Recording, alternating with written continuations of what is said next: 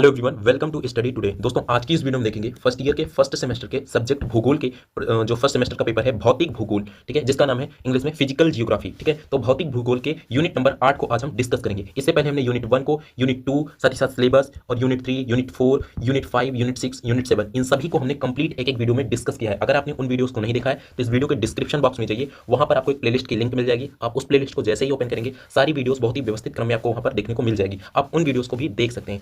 फिलहाल के लिए आज के इस वीडियो में हम डिस्कस करेंगे यूनिट नंबर 8। यूनिट 8 में हमें पढ़ना क्या है? जैवमंडल के विषय में पढ़ना है, बायोस्फीयर के विषय में पढ़ना है। ठीक है, तो एक तरीके से हम तो चलिए शुरू करते हैं आज के इस वीडियो। है क्या बायोस्फीयर क्या है, इसके विषय में देखते हैं। तो बायोस्फीयर जैवमंडल क्या है? पृथ्वी पर पाए जाने वाले सभी प्रकार के सभी प्राकृतिक क्षेत्र तथा उसमें पाए जाने वाले सभी जीव जंतु परस्पर मिलकर जीवमंडल कहलाते हैं। यानी कि एक तरीके से इन सभी चीजों का संग्रह समूह होता है, इसी चीज को हम क्या कहते हैं? जीवमंडल कहते हैं। तो पृथ्वी पर पाए जाने वाले, एक तरीके से पृथ्वी पर पाए जाने वाले सभी प्राकृतिक क्षेत्र जितने भी हो, चाहे महासागर हो या फिर जंगल हो, जो कुछ भी है, जो भी पर्यावरण है प्राकृतिक, वो चीजें उनके उसके साथ साथ जितने भी उसमें जीव जंतु रहते हैं उन सभी को मिलाकर उसको बोलते हैं जैवमंडल या जीवमंडल के नाम से जाना जाता है। आगे हम देखते हैं इसमें क्या क्या शामिल है इसके विषय में देखते हैं। तो जैवमंडल जो होता है, जैवमंडल में पृथ्वी पर मौजूद सभी जीव शामिल हैं, सूक्ष्म जीवाणुओं से लेकर नीली व्हेल तक, पेड़ पौधे, साथ ही उन जीवों के अवशेष भी शामिल हैं जो मर चुके हैं लेकिन अभी तक विघटित नहीं हुए। तो एक तरीके से जीव जंतु, पेड़ पौधे, जो कुछ भी प्राकृतिक रूप में विद्यमान थी, प्रकृति की एक तरीके से पेड़ पौधे, जीव जंतु, जो कुछ भी है वो सब कुछ जैवमंडल के अंतर्गत आती है, बायोस्फीयर के अंतर्गत आती है। ठीक है, इसमें वायुमंडल, जलमंडल, भूमंडल, यानी कि वायुमंडल के अंतर्गत जितने भी जीव जंतु, ये वायुमंडल, जलमंडल में जितने भी जीव जंतु, स्थल मंडल पे यानी भूमंडल में, तो इस तरीके से इन क्षेत्रों में भी के वे क्षेत्र भी शामिल हैं जहां जीवित जीव मौजूद हैं। ठीक है, तो ये सारी चीजें जैवमंडल के अंतर्गत शामिल है। आगे हम देखते हैं जैवमंडल की भूमिका क्या है। जैवमंडल की भूमिका क्या है? जैवमंडल पृथ्वी पर जीवन के लिए आवश्यक है। ठीक है, जैवमंडल पृथ्वी पर जीवन के लिए बिल्कुल ही आवश्यक है। यह हमें सांस लेने के लिए ऑक्सीजन, पीने के लिए पानी, खाने के लिए भोजन, रहने के लिए स्थान प्रदान करता है ना। एक तरीके से जैवमंडल के अंदर ही हम तो रहते हैं। जैवमंडल में प्राप्त वायुमंडल, स्थल मंडल और जलमंडल, इससे हमें पूर्ण रूप से हमें जीवन के जो भी मूल आधार आवश्यक तत्व हैं वो सारी चीजें हमें यहीं से प्राप्त होती हैं। इसके अलावा जैवमंडल हमें कई अन्य सेवाएं प्रदान करता है, जैसे कि जलवायु नियंत्रण, मिट्टी निर्माण और प्रदूषण नियंत्रण। ये सारी चीजें प्रकृति में स्वतः ही विद्यमान है और इस चीज का एक तरीके से स्वतः नियंत्रण होता है प्रकृति के माध्यम से। तो ये बहुत ही महत्वपूर्ण है हमारे जीवन के लिए, बहुत ही आवश्यक है हमारे लिए जैवमंडल। ठीक है, आगे हम देखते हैं जैवमंडल में जो एक तरीके से जीवन की जो विविधता है उसके विषय में पढ़ेंगे। तो जैवमंडल में जीवन की विविधता अद्भुत है। विभिन्न प्रकार के पौधे, जानवर, माइक्रोब्स यानी कि सूक्ष्म जीव और अन्य जीवित चीजें यहाँ पाई जाती हैं। ये जीव एक दूसरे के साथ, अपने पर्यावरण के साथ जटिल पारिस्थितिकीय तंत्र बनाते हैं। ठीक है, ये बहुत ही इंपॉर्टेंट होता है क्योंकि जो एक तरीके से जो जैवमंडल है उसमें ऐसा नहीं कि केवल एक ही तरीके, ये एक तरीके से नेचर है। नेचर में हर तरह के जीव जंतु, पेड़ पौधे, हर तरीके के घास के मैदान, कहीं पर मरुस्थल है, कहीं पर, ये पूरी चीजें एक तरीके से जैवमंडल के अंतर्गत ही आती हैं। तो विविधता इसमें बहुत अद्भुत इसकी एक विशेषता है। आगे देखते हैं इसकी संरचना कैसी है। एक तरीके से देखें तो जीवमंडल बायोम या जैव भौतिकीय क्षेत्रों से बना है। यानी कि एक पर्टिकुलर क्षेत्र, जहां पर मरुस्थल है मरुस्थलीय क्षेत्र हो गया, जलमंडल है तो यानी कि महासागर है तो महासागरीय वो हो गया, तो स्थलखंड है तो स्थल मंडल हो गया। तो इस तरीके से मतलब कि भौतिकीय क्षेत्रों से बना है जो पारिस्थितिकी तंत्रों से भरे हुए हैं। प्रत्येक पारिस्थितिकी तंत्र कुछ प्रजातियों के समूह से बना होता है जो मौजूदा परिस्थितियों के अनुकूल ढल जाते हैं। ठीक है, तो ये सारी चीजें आगे हम देखते हैं। जीवमंडल में ही वह चीज है जो पूरे, यानी कि एक से पृथ्वी जो हमारी है ना, तो पृथ्वी को हमारे सौर मंडल के जितने भी अन्य ग्रह हैं उन ग्रहों से अलग बनाती। जीवमंडल नहीं होता तो यहाँ पर जीवन ही पनप नहीं पाता, जीवन का विकास नहीं होता। जो जीवन के लिए मूलभूत आवश्यक चीजें हैं वो जैवमंडल के अंतर्गत ही, जीवमंडल से ही प्राप्त होती हैं। तो ये एक सबसे पृथ्वी की जो मुख्य विशेषता है, पृथ्वी का जो अन्य ग्रहों से अलग बनाती है वो जैवमंडल ही है। आगे हम देखते हैं और चीजों के विषय में। तो जीवमंडल के घटक कौन कौन से हैं? तो वायुमंडल, जलमंडल, स्थल मंडल और जीवमंडल, यानी कि जीव जंतु जैवमंडल के अंतर्गत जो आते हैं। तो ये सारी चीजें घटक के रूप में स्थल मंडल, जलमंडल, वायुमंडल, ये सभी चीजें जीवमंडल के अंतर्गत ही आती हैं। ठीक है, यहाँ पर आप देख सकते हो महासागर है, सॉरी यहाँ पर एक तरीके से वायुमंडल के अंतर्गत देख सकते हो, यहाँ पर जलमंडल में देख सकते हो महासागर किस तरीके से हैं, स्थल खंड के यहाँ पर कितना है, ये सारी चीजें। आगे हम देखते हैं जीवों के विषय में। तो आगे हम और पढ़ेंगे। तो जीवों में वर्गीकरण कैसे किया गया है? जीवों स्थलीय होते हैं, जलीय होते हैं। प्राणियों एवं पादपों के वृहद एवं प्राकृतिक सहवास जो पृथ्वी पर दूर दूर तक बसे क्षेत्रों में पाए जाते हैं उन्हीं को हम जीवों कहते हैं, या इंग्लिश में बोले तो बायोम कहते हैं। ये बायोम जो होते हैं स्थलीय भी हो सकते हैं, जलीय बायोम भी हो सकते हैं। तो स्थलीय में जैसे कि वन क्षेत्र, तो वन क्षेत्र का मतलब कि वहां पर पेड़ पौधे ही पाए जाते हैं, ज्यादातर वन क्षेत्र होता है। घास क्षेत्र में घास के मैदान ही पाए जाते हैं, घास क्षेत्र हो गए। टुंड्रा क्षेत्र होते हैं, मरुस्थल में मरुस्थलीय क्षेत्र ही होते हैं। तो इस तरीके से, और जलीय क्षेत्रों में देखें तो खुला समुद्र है, प्रवाल भित्ति है, आर्द्र भूमि बायोम आदि, ये सारी चीजें। ठीक है, तो ये जलीय बायोम के अंतर्गत। आगे हम और अच्छे से पढ़ेंगे। थोड़ा हम पहले समझते हैं वर्गीकरण कैसे है। तो जैवमंडल की जो संरचना है उसके विषय में देखते हैं। जैवमंडल को 3 मुख्य भागों में विभाजित किया जा सकता है। पहला तो वायुमंडल, एटमॉस्फेयर, ठीक है, यानी कि जो जैवमंडल के जो 3 मुख्य भाग है इन्हीं में जीवन पनपता है। तो या तो वायुमंडल में एटमॉस्फेयर होगा, या फिर जलमंडल यानी कि जल के अंतर्गत अंदर कई सारे जीव जंतु पाए जाते हैं, स्थल मंडल यानी स्थल खंड पर कई सारे जीव जंतु, तो स्थल मंडल यानी कि लिथोस्फीयर। तो ये 3 भागों में वर्गीकरण किया गया है। वायुमंडल, एटमॉस्फेयर, यह गैसों का एक आवरण है जो पृथ्वी को घेरे हुए है। इसमें ऑक्सीजन, नाइट्रोजन, कार्बन डाइऑक्साइड और अन्य गैसें शामिल हैं जो जीवन के लिए आवश्यक हैं। बिल्कुल सही बात है, जीवन के लिए ये सारी चीजें बहुत ही आवश्यक है। और नाइट्रोजन 78% है और ऑक्सीजन 21% तक है, बाकी अदर गैसें भी हैं। तो ये सारी चीजें। और हम देखते हैं जलमंडल के अंतर्गत हाइड्रोस्फीयर जो है, यह पृथ्वी पर पाई जाने वाली एक तरीके से पृथ्वी पर पानी की सभी रूपों का एक संग्रह होता है। हाइड्रोस्फीयर जो होता है जलमंडल, ठीक है। तो इसमें पानी की सभी रूपों का एक संग्रह होता है, जिसमें महासागर भी आ जाते हैं, नदियां आ जाती हैं, झीलें आ जाती हैं, भूमिगत जो जल शामिल है ये भी आ जाता है, इसमें शामिल हो जाता है। तो जलमंडल के अंतर्गत ये सारी चीजें। आगे हम देखते हैं स्थल मंडल यानी कि लिथोस्फीयर जो है, यह पृथ्वी की ठोस चट्टानी बाहरी परतें हैं जो एक तरीके से महाद्वीप और महासागरों का निर्माण करती हैं। क्या जो स्थल खंड है पृथ्वी पर ठोस चट्टाने और जो एक तरीके से चट्टानी बाहरी परतें हैं जो महासागरों और महाद्वीपों का निर्माण करती हैं। आगे हम देखते हैं जीवमंडल के लिए खतरे कौन कौन से हैं। जीवमंडल इनकी बायोस्फीयर के खतरे कौन कौन से हैं, तो खतरे क्या हैं। अतीत में जैवमंडल को 5 बार बड़े पैमाने पर विलुप्ति का सामना करना पड़ा है। बहुत ही इनकी आगे हम पढ़ेंगे तो बहुत अच्छे समझ में आएगा। यहाँ पर देखिए अतीत में यानी कि प्राचीन काल में जब जैवमंडल को 5 बार बड़े पैमाने पर एक तरीके से विलुप्ति का सामना करना पड़ा है, तथा मानवीय गतिविधियां अब इस समय जो है प्रजातियों की विविधता के लिए खतरा बन गई हैं। मानवीय गतिविधि जो है, मानव ने अपने फायदे के लिए जानवरों का इस्तेमाल कर रहे हैं, प्राकृतिक चीजों का इस्तेमाल कर रहे हैं, पेड़ पौधों को काट रहे हैं। तो मानवीय गतिविधि के कारण एक तरीके से जीवमंडल की जो विविधता है उस पर बहुत ही खतरा बन रहा है। तो विविधता के लिए खतरा बन गई है। हाल के ही वर्षों में मानवीय गतिविधियों ने के कारण जैवमंडल एक तरीके से जैवमंडल के खतरे बढ़ गए हैं। इन खतरों में वनों की कटाई, प्रदूषण, जलवायु परिवर्तन और जैव विविधता का ह्रास शामिल है, यानी कि कमी हो रही है। यानी इसमें एक तरीके से वनों की कटाई तेजी से हो रही है, प्रदूषण तेजी से फैल रहा है, जलवायु परिवर्तन तेजी से हो रहा है, जैव विविधता यानी कि जो जीव जंतुओं में बहुत सारे जीव विलुप्त हो जा रहे हैं। तो ये सारी चीजें हैं जो मानवीय गतिविधियों के कारण ये सारी चीजें हो रही हैं, ठीक है। तो इन खतरों का जैवमंडल पर एक तरीके से गंभीर प्रभाव पड़ रहा है और पृथ्वी पर जीवन के लिए खतरा बन रहा है। आगे हम देखते हैं तो इस तरीके से ये जीवमंडल के लिए बहुत ही खतरा है। हमें कहीं ना कहीं सतत विकास, सस्टेनेबल डेवलपमेंट पे ध्यान देना होगा, अपनी जीव पर्यावरण को ध्यान देना पड़ेगा, प्रदूषण जो हो रहे हैं उनको कंट्रोल करना पड़ेगा, जीव जंतु यानी कि प्राकृतिक चीजों का एक सही तरीके से इस्तेमाल किया जाए ताकि वे फ्यूचर के लिए, भविष्य में भी वे बने रहें एक तरीके से।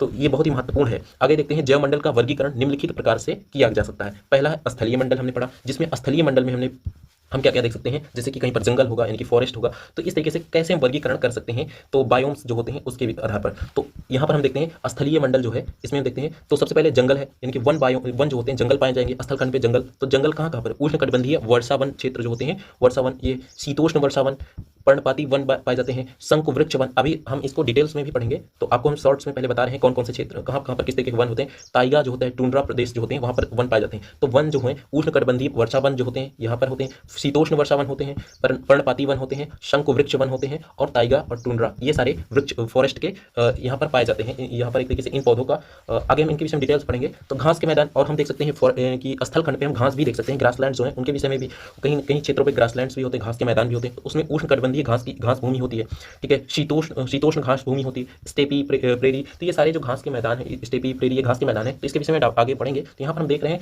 कि घास के मैदान भी एक स्थल खंड के बायोम हैं। आगे हम देखते हैं रेगिस्तान, तो ये भी स्थल खंड पे पाए जाते हैं। तो डेजर्ट जो होते हैं ये गर्म रेगिस्तान हो सकते हैं, ठंडे रेगिस्तान हो सकते हैं। पहाड़ में देखिए माउंटेन्स, ये भी एक तरीके से बायोम के अंतर्गत आएंगे। तो ये भी क्या होगा, पहाड़ जो होंगे स्थल खंड पर ही होंगे। तो हिमालय हो गया, आल्प्स पर्वत हो गया, रॉकी पर्वत, ये सारी चीज। आगे हम देखते हैं जल मंडल में जैव मंडल जो है। आगे हम दूसरा देखते हैं, अभी तक स्थल मंडल में देखा कि किस तरीके के जीव जंतु, पेड़ पौधे होते हैं, क्या क्या चीजें स्थल खंड पर इनके एक तरीके से बायोम हो सकते हैं। तो जो बायोम जो होते हैं, वन बायोम हो सकते हैं, घास बायोम हो सकते हैं, पहाड़ बायोम, रेगिस्तान बायोम, ये चीजें। तो अब हम देखते हैं जल मंडल में बायोम। तो इसमें महासागर, ओशियंस के विषय में देख सकते हैं। ओशियन में भी हम देखें तो उष्ण कटिबंधीय महासागर होते हैं, शीतोष्ण कटिबंधीय महासागर और ध्रुवीय महासागर। एक तरीके से पृथ्वी जो है यहाँ पर, तो ये वाला इलाका ये ध्रुवीय होगा, मध्य का जो क्षेत्र है यहाँ पर ये होगा शीतोष्ण महासागर, और यहाँ पर बीच का जो होगा भूमध्य रेखा के पास के जो क्षेत्र हैं उसको बोलेंगे उष्ण कटिबंधीय महासागर, ठीक है, ट्रॉपिकल ओशन। आगे हम देखते हैं तालाब और झील। तालाब और झील के विषय में देखते हैं, लेक्स एंड पॉन्ड्स, इसके विषय में देखते हैं। तो तालाब भी एक तरीके से कहीं ना कहीं इस जैवमंडल के अंतर्गत आएंगे। जल मंडल जो है, जल मंडल के अंतर्गत झील हो गए, तालाब हो गए, ये सारी चीजें भी आएंगी। नदियां और नाले भी एक तरीके से इसी के अंतर्गत आएंगी। तो नदी नाले ये जल मंडल के अंतर्गत ही आएंगी, ये भी एक बायोम है। आगे हम देखते हैं वायुमंडल में जैवमंडल। वायुमंडल में जैवमंडल, एटमॉस्फेरिक बायोम जो होता है इसमें देखते हैं। तो एटमॉस्फेरिक वायुमंडल में आप क्या देख सकते हैं, जीवाणुओं को देख सकते हैं, वायरस हो गया, कवक हो गया। तो इसके विषय में ये सारी चीजें मिल सकती हैं आपको वायुमंडल में। आगे हम देखते हैं मिट्टी में जैवमंडल यानी कि सॉइल बायोम्स। तो सॉइल यानी कि बायोम्स क्या है, एक ऐसा क्षेत्र जहां पर जीव जंतु पाए जाते हैं, एक बड़ा क्षेत्र जहां पर एक ही प्राकृतिक क्षेत्र। अभी हम आगे इसके विषय में पढ़ेंगे डिटेल से, तो आप उसको चिंता मत कीजिए। मिट्टी, जैविक पदार्थ जैसे कि सॉइल ऑर्गेनिक मैटर जो होते हैं, पदार्थ होते हैं, मटेरियल्स होते हैं, जैसे कि बैक्टीरिया, कवक हो गए, कीड़े, केचुए, ये सारी चीज़ें, इंसेक्ट्स, ये सारी चीज़ें, इन विभिन्न प्रकार के जैवमंडल के बीच पारस्परिक क्रियाएं जो होती हैं, जो पृथ्वी पर जीवन को बनाए रखने के लिए आवश्यक हैं। क्या है? आवश्यक हैं। तो इनके बीच में, इन विभिन्न प्रकार के जैवमंडल के बीच एक तरीके से पारस्परिक जो क्रियाएं होती हैं जो पृथ्वी पर जीवन को बनाए रखने के लिए आवश्यक हैं। अब हम देखते हैं जीवोम यानी कि बायोम। अब यहाँ से आपको और डिटेल से पढ़ने चल रहा हूँ। तो बायोम के विषय में क्या है, बायोम के विषय में समझेंगे। तो बायोम है क्या? तो बायोम जो होता है पृथ्वी के विशाल क्षेत्र जो समान जलवायु, वनस्पति और जीवों की उपस्थिति से विशेषता रखते हैं।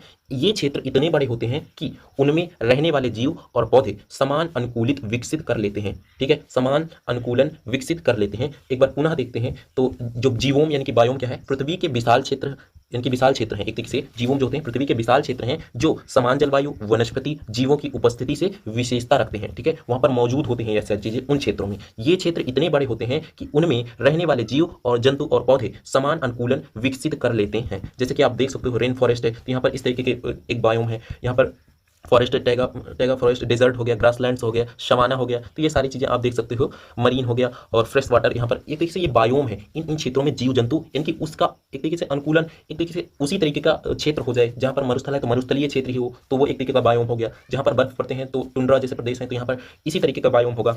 तो वाटर हो गया, जहाँ पर फ्रेश वाटर है, तो एक तरीके से ये बायोम के प्रकार हैं। बायोम को मतलब कि जीव जंतुओं का एक वातावरण है जहाँ पर वो चीज़ें पाई जाती हैं, जीव जंतु होते हैं, फॉरेस्ट वगैरह, जंगल। ठीक है, जीवों के मुख्य प्रकार निम्नलिखित हैं। आगे देखते हैं स्थलीय बायोम, इसके विषय में देखते हैं। तो स्थलीय जीवोम पृथ्वी के स्थानीय भागों पर पाए जाने वाले जैव विविधता वाले क्षेत्र हैं। इन क्षेत्रों में समान जलवायु, वनस्पति और जीवों की उपस्थिति होती है। स्थलीय जीवों का वर्गीकरण मुख्य रूप से जलवायु और वनस्पति के आधार पर किया जाता है। किसके आधार पर? वहां का जलवायु कैसा है, वहां के वनस्पति कैसे हैं, इस आधार पर स्थलीय यानी कि स्थलीय जीवों का वर्गीकरण किया गया है। किसके आधार पर? एक तरीके से जलवायु और वनस्पति के आधार पर। तो यहाँ पर हम देख सकते हैं वन के आधार पर देखे जाए तो वन, सबसे पहले देखते हैं वन जंगल जो होते हैं असल खंड पे, जंगल किस तरीके के होते हैं, कहां पर, तो उसके विषय में देखते हैं। तो सबसे पहले उष्णकटिबंधीय वर्षावन, यहाँ पर एक तरीके से वर्ष भर उच्च ताप होता है। ताप और वर्षा के साथ साथ ये वन पृथ्वी पर सबसे अधिक जैव विविधता वाले क्षेत्र हैं। जैसे एग्जांपल देखें तो अमेजन वर्षावन जो होता है, ये है अमेजन वर्षावन। ये एक तरीके से यहाँ पर हम देख सकते हैं दक्षिण अमेरिका में स्थित या विश्व का सबसे बड़ा उष्णकटिबंधीय वर्षावन है। आगे हम देखते हैं कांगो वर्षावन। तो कांगो रेन फॉरेस्ट जो है मध्य अफ्रीका में स्थित, यह विश्व का दूसरा सबसे बड़ा उष्णकटिबंधीय वर्षावन है। इंडोनेशियाई वर्षावन, तो इंडोनेशिया में स्थित यह विश्व का तीसरा सबसे उष्णकटिबंधीय वर्षावन है। ठीक है, तो यहाँ पर हमने देखा क्या कि यहाँ पर हमने देखा उष्णकटिबंधीय वर्षावन जो होते हैं, यानी यहाँ पर वर्ष भर उच्च ताप और वर्षा के साथ साथ ये सबसे अधिक यहाँ पर जैव विविधता पाए जाते हैं। यानी पेड़ पौधों में जो जैव विविधता होती है, वन पृथ्वी पर सबसे अधिक यहाँ पर जैव विविधता वाले क्षेत्र होते हैं, जैसे कि अमेजन वर्षावन होता है। ठीक है, कांगो वर्षावन, इंडोनेशियाई वर्षावन, ये सारी। आगे हम देखते हैं शीतोष्ण वर्षावन। दूसरा हम देखते हैं शीतोष्ण वर्षावन। तो यह गर्म ग्रीष्म और ठंडी सर्दियों के साथ ये वन भी उच्च जैव विविधता रखते हैं। क्या? ग्रीष्म यानी कि गर्म ग्रीष्म और ठंडी सर्दियों के साथ ये वन भी उच्च जैव विविधता रखते हैं। आगे हम देखते हैं दूसरा जो है यहाँ पर पर्णपाती वन, इसके विषय में देखते हैं। तो यहाँ पर देख सकते हैं 4 अलग अलग मौसमों के साथ ये वन पर्णपाती पेड़ों से भरे होते हैं, जो सर्दियों में अपने पत्ते खो देते हैं। ठीक है, तो एक तरीके से पर्णपाती वन जो होते हैं यहाँ पर सर्दियों में अपने पत्ते ये छोड़ देते हैं, यानी कि इनके पेड़ पौधों से पत्ते गिर जाते हैं। आगे हम देखते हैं शंकु वृक्ष जो होते हैं, इसमें ये ठंडी सर्दियों और गर्म ग्रीष्म के साथ ये वन शंकु वृक्षों से भरे होते हैं। शंकु वृक्ष जो होते हैं उनसे भरे होते हैं। आगे हम देखते हैं शंकु वृक्ष का मतलब जो ऐसे इस तरीके से पौधे काफी बार देखेंगे, तो उस तरीके के ठंडे वाले क्षेत्रों में, ठंडी सर्दियों और गर्म ग्रीष्म वाले क्षेत्रों के साथ साथ ये वन शंकु वृक्ष से भरे होते हैं। और ताइगा जो होता है, ताइगा ये लंबी ठंडी और सर्दियों और छोटी गर्म ग्रीष्म के साथ ये वन शंकु वृक्षों से भरे होते हैं। यहाँ पर और ही ज्यादा शंकु वृक्ष पाए जाते हैं। ठीक है, आगे हम देखते हैं घास भूमि जो है, यानी कि ग्रासलैंड स्थल खंड पे हम दूसरा देख सकते हैं बायोम घास के यानी कि ग्रासलैंड जो है, इसके विषय में देख सकते हैं। तो ग्रासलैंड जो होते हैं उष्णकटिबंधीय ग्रासलैंड घास भूमि जो है, तो इसके विषय में उच्च तापमान और कम वर्षा के साथ ये घास के मैदान होते हैं। यानी कि यहाँ पर उच्च तापमान और कम वर्षा के साथ ये घास के मैदान होते हैं उष्णकटिबंधीय घास भूमि। तो देखिए उष्णकटिबंधीय जो क्षेत्र होता है ये भूमध्य रेखा के पास के एरियाज में जो होते हैं, इसी रेखा के इर्द गिर्द जो होते हैं उष्णकटिबंधीय घास के मैदान होते हैं। ठीक है, शीतोष्ण शीतोष्ण जो होता है इसके मध्य के बीच में, इनकी भूमध्य रेखा और ध्रुवीय क्षेत्रों के मध्य जो इलाका होता है यहाँ पर एक तरीके से शीतोष्ण घास भूमि होते हैं। और फिर आप देख सकते हो यहाँ पर ध्रुवीय क्षेत्र में जो कि ग्रास वगैरह वहाँ पर उतने होती नहीं क्योंकि बर्फ वगैरह जमी होती है। तो ये चीज़ें आगे हम देखते हैं शीतोष्ण घास भूमि। तो यहाँ पर 4 अलग अलग मौसमों के साथ साथ ये घास के मैदान होते हैं। और आगे हम देखते हैं घास के मैदान जो होते हैं बायोम घास के बड़े खुले क्षेत्र से बने होते हैं। इन्हें चरने वाले जानवरों और अक्सर आग लगाकर बनाए रखा जाता है। घास के मैदानों के प्रकारों में सवाना और समशीतोष्ण घास के मैदान शामिल है। सवाना, समशीतोष्ण और समशीतोष्ण घास के मैदान शामिल है। घास के मैदान बायोम दुनिया के सबसे बड़े बायोम में से एक है जो पृथ्वी की सतह के लगभग 10% को कवर करता है। पृथ्वी की सतह को लगभग 10% कवर करता है। ये वे सभी महाद्वीपों पर पाए जाते हैं सिवाय अंटार्कटिका जो होता है वहाँ पर, क्योंकि बर्फ ही जमी है तो वहाँ पर नहीं होता है। ठीक है, तो बाकी हर जगह क्षेत्रों में घास के मैदान मौजूद है। आगे हम देखते हैं घास के मैदान बायोम जो होते हैं जलवायु आमतौर पर शुष्क होती है जिसमें कम वर्षा और उच्च तापमान होती है। हालांकि कुछ घास के मैदान बायोम अधिक नम हो सकते हैं। घास के मैदान बायोम में घास की कई अलग अलग प्रजातियां पाई जाती हैं। सबसे आम घास की प्रजातियां ब्लू ग्रास है, या फिर उसके बाद देखें तो फ्रेस्क्यू और बुरमुडा घास शामिल हैं। ये कुछ घास की प्रजातियां हैं जो आमतौर पर पाई जाती हैं। ठीक है, घास के मैदान बायोम में भी कई अलग अलग प्रकार के जानवर पाए जाते हैं। घास के मैदान में भी अलग अलग तरह के जानवर पाए जाते हैं। सबसे आम जानवरों में हिरण, बाइसन, घोड़े, गाय और भेड़ शामिल है। घास के मैदान बायोम में भी कई अलग अलग प्रकार के पक्षी और कीड़े पाए जाते हैं। ठीक है, घास के मैदान में बायोम मानव गतिविधियों के कारण खतरे में है। एक तरीके से चूंकि एक तरीके से लैंड है, समतल क्षेत्र है, घास ही केवल है, तो उनका मानव जो है मानवीय गतिविधियों के कारण वहां पर कंपनीज, फैक्ट्रीज बन रही हैं, तो धीरे धीरे वो क्षेत्र भी क्या हो रहे हैं, कम हो रहे हैं, तो वहां पर खतरे हैं। घास के मैदान को कृषि विकास और प्रदूषण के लिए मिटा दिया जा रहा है। घास के मैदान बायोम को संरक्षित करने के लिए काम किया जा रहा है। ठीक है, करने के लिए काम किया जा रहा है और काम करना भी चाहिए। बिल्कुल इसको संरक्षित करना बहुत जरूरी है क्योंकि पर्यावरण के लिए बहुत ही महत्वपूर्ण है। ठीक है, घास के मैदान बायोम के कुछ लाभों में शामिल है। क्या इसके लाभ हो सकते हैं, तो वो देखते हैं। जो घास के मैदान है ये हमारे पर्यावरण या किस तरीके से हमारे लिए लाभ है, तो ये मिट्टी के कटाव को रोकने में मदद करते हैं। ये कार्बन डाइऑक्साइड को अवशोषित करते हैं। वे अन्य जीवन के लिए आवास प्रदान करते हैं। जो वन्य जीव होते हैं, जो एक तरीके से वन्य जीव होते हैं, उनके लिए आवास को प्रदान करते हैं, आवास देते हैं। वे मवेशियों और अन्य जानवरों के लिए चारा प्रदान करते हैं। बिल्कुल, ये वरना जीव जंतु कैसे जीवन यापन करेंगे। वे मनोरंजन और आराम के लिए उपयोग किए जा सकते हैं। ठीक है, आगे हम देखते हैं कुछ घास के मैदान जो है, जैसे कि स्थान हम देखें। स्थान में हम सबसे पहले देखते हैं प्रेरी जो है घास का मैदान है, ये उत्तर अमेरिका में है। और पंपास जो है दक्षिण अमेरिका में है, या फिर और पंपास का अर्जेंटीना या उरुग्वे, यहाँ पर पंपास के घास के मैदान है। स्टेपी जो है, स्टेपी यूरेशिया में स्थित है, यानी कि यूरेशिया जहाँ रूस हो गया, कजाकिस्तान, मंगोलिया, यहाँ पर स्टेपी घास के मैदान है। सवाना जो अफ्रीका में है एक तरीके से, तो अफ्रीका में है, ऑस्ट्रेलिया, अफ्रीका, यहाँ पर सवाना क्षेत्र है। वेल्ट जो है दक्षिण अफ्रीका में, डाउन्स जो है ऑस्ट्रेलिया में है, और हाई वेल्ट दक्षिण अफ्रीका में है, और लो वेल्ट ये दक्षिण अफ्रीका में घास के मैदान। तो ये घास के कुछ मैदान है। पंपास जो है दक्षिणी अमेरिका, पेरी जो उत्तरी अमेरिका में है, और स्टेपी जो है यूरेशिया, रूस वगैरह में है, और शमाना जो है एक तरीके से अफ्रीका में है, वेल्ट जो है दक्षिण अफ्रीका में है, डाउन्स ऑस्ट्रेलिया में है। तो एक तरीके से महाद्वीप के हर एक क्षेत्रों में, 7 महाद्वीप जो है उनमें से केवल अंटार्कटिका को छोड़कर वहां पर बाकी हर एक क्षेत्रों में घास के मैदान मौजूद हैं। आगे हम देखते हैं यहाँ पर हम देखते हैं घास के मैदान में यहाँ पर पुनः दिया गया, जैसे उत्तरी अमेरिका में कौन सा है, पेरी, यूरेशिया में स्टेपी है, दक्षिणी अफ्रीका में पार्कलैंड है, ऑस्ट्रेलिया में डाउन्स है, ब्राजील में कंपास है, और कोलंबिया गुयाना जो है यहाँ लानोस है, और अफ्रीका में सवाना है, अर्जेंटीना में पंपास है, और दक्षिण अफ्रीका में बेल्ट है। ये कुछ घास के मैदान है, आपको याद कर लेना है। टुंड्रा ये सबसे ठंडा जीवों। टुंड्रा में बहुत कम वृक्ष होते हैं और मिट्टी अधिकांश समय तक जमी हुई रहती है। रेगिस्तान देखा जाए डेजर्ट में, तो यहाँ पर देखें तो गर्म रेगिस्तान जो होते हैं, हॉट डेजर्ट्स, ये उच्च तापमान और कम वर्षा के साथ ये रेगिस्तान होते हैं। ठंडे रेगिस्तान में देखें कोल्ड डेजर्ट्स होते हैं, ये ठंडे तापमान और कम वर्षा के साथ ये रेगिस्तान होते हैं। वन्य जीव का महत्व, जीवों पृथ्वी के वन्य जीवों जो है उसका महत्व क्या है, तो वन्य जीवों पृथ्वी के पारिस्थितिक तंत्र के लिए बहुत ही महत्वपूर्ण है, अत्यंत महत्वपूर्ण है। ये जो महत्व है किस तरीके से, जैव विविधता का घर है। बिल्कुल जैव विविधता, यहाँ पर लाखों प्रजातियों का घर है, यहाँ पर वास करते हैं। कार्बन डाइऑक्साइड का अवशोषित करते हैं ये जो है जीवों जो होते हैं, एक तरीके से वन जीवों जो होते हैं, तो कार्बन डाइऑक्साइड को अवशोषित करते हैं। जलवायु परिवर्तन से लड़ने में ये मदद करते हैं। मिट्टी को स्थिर करते हैं, यानी कि मिट्टी के कटाव को रोकते हैं, और जल चक्र को नियंत्रित करते हैं। बाढ़ और सूखे आदि चीज़ों को रोकने में मदद करते हैं। आर्थिक महत्व देखा जाए तो लकड़ी, फल, अन्य उत्पादन इससे प्राप्त होते हैं, प्रदान करते हैं ये सारी। आगे हम देखते हैं ध्यान दें तो यहाँ पर ये जो जीवोम है, जीवोम की सीमाएं हमेशा स्पष्ट नहीं होती हैं और ये एक जीवोम दूसरे में धीरे धीरे परिवर्तित हो सकता है। इसके अलावा मानवीय गतिविधियों जैसे वनों की कटाई और जलवायु परिवर्तन के कारण वन्य जीवों तेजी से बदल रहे हैं। तो यानी कि वन्य जीव अगर वन कट जाएंगे, धीरे धीरे खेती करेंगे, तो वो वन बायोम तो हट ही जाएगा ना, वो परिवर्तन हो जाएगा। तो मानवीय गतिविधियों के कारण कहीं ना कहीं वनों की कटाई, ग्रासलैंड जो घास के मैदान है वहां पर कृषि क्षेत्र बनाना, तो ये सारी चीजें पर्यावरण के लिए, जैवमंडल के लिए, जीवों के लिए बहुत ही खतरे का एक तरीके से प्रतीक है। तो इस पर कहीं ना कहीं सरकार या फिर विश्व भर के लोगों को ध्यान देना चाहिए। जलीय बायोम जो है, जलीय बायोम जो है, इसके विषय में देखते हैं। अभी तक तो हमने देखा स्थलीय बायोम के विषय में, अब हम देखते हैं जलीय बायोम। तो जलमंडल बायोम जो है पृथ्वी के सबसे बड़े बायोम में से एक है, जो ग्रह के लगभग 71% हिस्से में को कवर करता है। यह महासागर, समुद्रों, नदियों, झीलों, तालाबों और अन्य जल निकायों से बना यह है एक तरीके से। यह बायोम जीवन के लिए आवश्यक है क्योंकि यह पृथ्वी के जल चक्र का एक महत्वपूर्ण घटक है। आइए इसमें देखते हैं कि विविध प्रकार के जीव जंतु और वनस्पति पाए जाते हैं जलीय बायोम में। आगे हम देखते हैं जलमंडल बायोम के मुख्य घटक कौन कौन से हैं। तो महासागर जो है, महासागर पृथ्वी की सबसे बड़े जल निकाय हैं जो ग्रह के लगभग 97% जल का भंडारण करते हैं।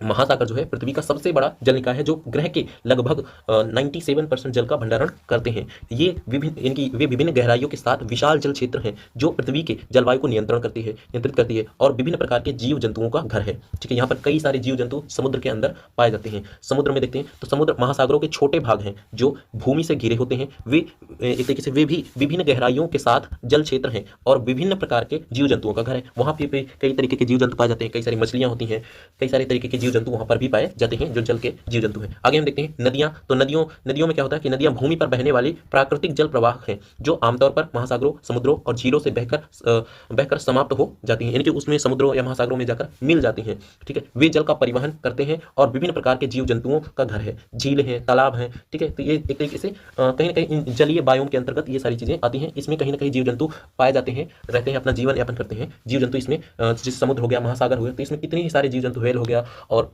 शार्क वगैरह होगी, जो जितनी बड़ी बड़ी मछलियां देखी हैं अपने, तो ये समुद्र महासागरों में ही तो पाई जाती है ना।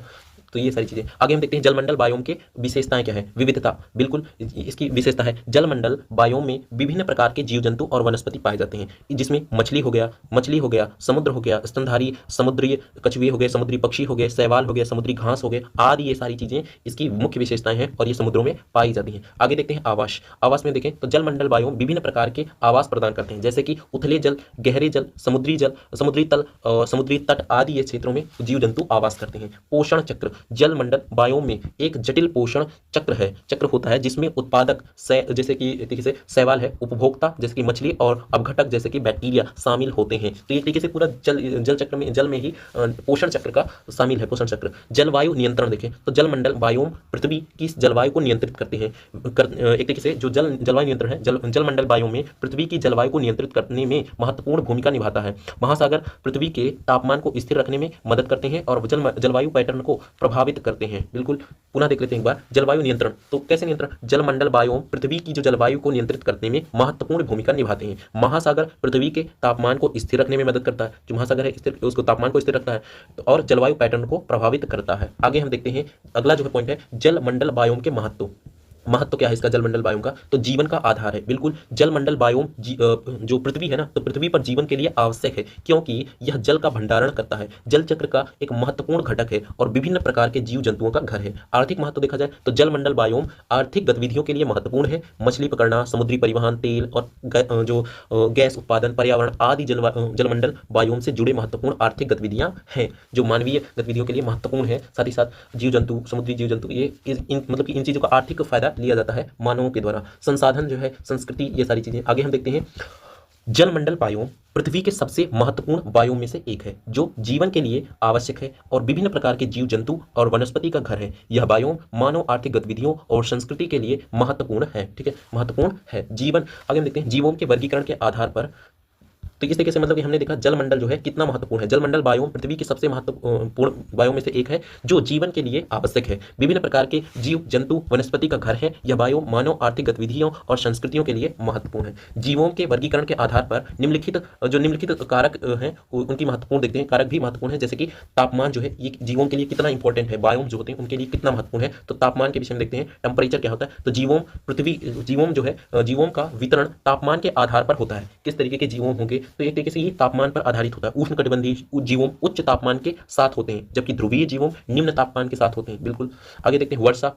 वर्षा के देखते हैं। वर्षा की मात्रा भी जीवों के वितरण को प्रभावित करती है। वर्षा वन उच्च वर्षा के साथ होते हैं, जबकि रेगिस्तान कम वर्षा के साथ होते हैं। ठीक है, तो यहाँ पर हमने देखा कि जो वर्षा होते हैं, वर्षा की मात्रा भी जीवों के वितरण को प्रभावित करती है। वर्षा वन उच्च वर्षा के साथ होती है और जबकि रेगिस्तान में कम वर्षा के साथ होती है। ठीक है, मिट्टी जो होती है, मिट्टी के विषय में देखें तो मिट्टी में क्या है, तो मिट्टी की गुणवत्ता और प्रकार जो होती है, गुणवत्ता और प्रकार भी जीवों को प्रभावित करते हैं। कुछ जीवों विशिष्ट प्रकार की मिट्टी के साथ ही होते हैं। आगे हम देखते हैं ऊंचाई। तो ऊंचाई के विषय में देखें, ऊंचाई भी जीवों को प्रभावित करती है और उच्च ऊंचाई पर स्थित जीवों निम्न ऊंचाई पर स्थित जीवों से भिन्न होते हैं। बिल्कुल, समुद्र के जो सतह पर जीव जंतु होते हैं, समुद्र की गहराई पे जो जीव जंतु होते हैं, उनमें डिफरेंस होता है। उनके अलग अलग जीव जंतु, उनके एक तरीके से उनमें भिन्नता होती है, जैव विविधता होती है। जीवों का अध्ययन पर्यावरण विज्ञान, जीव विज्ञान और भूगोल में महत्वपूर्ण है, क्योंकि यह हमें पृथ्वी पर जीवन के वितरण और पैटर्न को समझने में मदद करता है। इसके अलावा जीवों का अध्ययन हमें जलवायु परिवर्तन और अन्य पर्यावरणीय मुद्दों के प्रभाव को समझने में मदद करता है। ये बहुत ही महत्वपूर्ण होता है कि जीवों को अध्ययन किया जाए, उसका संरक्षण किया जाए और एक तरीके से कहीं ना कहीं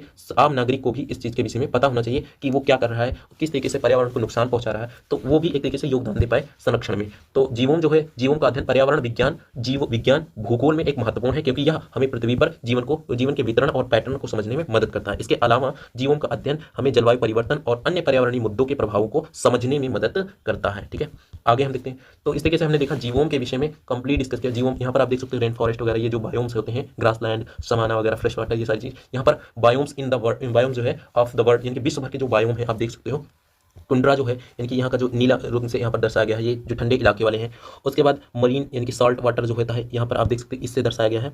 और डेजर्ट वगैरह, ये डेजर्ट वाला इससे दर्शाया गया है इस कलर से। और यहाँ पर आप देख सकते हैं ट्रॉपिकल रेन फॉरेस्ट जो है, तो यहाँ पर हरे से दर्शाया गया है इस तरीके से हल्के। तो यह ट्रॉपिकल क्षेत्र के जो रेन फॉरेस्ट पाए जाते हैं। और यहाँ पर इस तरीके से ग्रास लैंड हो गया पीले वाले क्षेत्रों में। तो इस तरीके से पूरा बायोम के विषय में यहाँ पर आप मैप में देख सकते हैं। ठीक है, तो ये सारी चीज़ें हमने डिस्कस किया। तो इस तरीके से हमने कंप्लीट यूनिट नंबर 8 को हमने डिस्कस किया। यूनिट 8 को अगर आपने इस वीडियो को अंत तक देखा है तो आपको इस यूनिट से जितने भी प्रश्न बनेंगे आप उन प्रश्नों का इजीली आंसर दे पाएंगे। ठीक है, तो आई होप दैट कि आपको ये वीडियो पसंद आई है। तो अगर आपको ये वीडियो पसंद आई है तो वीडियो को लाइक कीजिए। चैनल पर पहली बार आए तो चैनल को जरूर सब्सक्राइब करें एंड अपने दोस्तों के पास इस वीडियो को जरूर शेयर करें, ताकि उन्हें भी इस वीडियो से हेल्प हो सके। ठीक है, तो हम जल्दी मिलते हैं किसी नए वीडियो के साथ। तब तक के लिए जय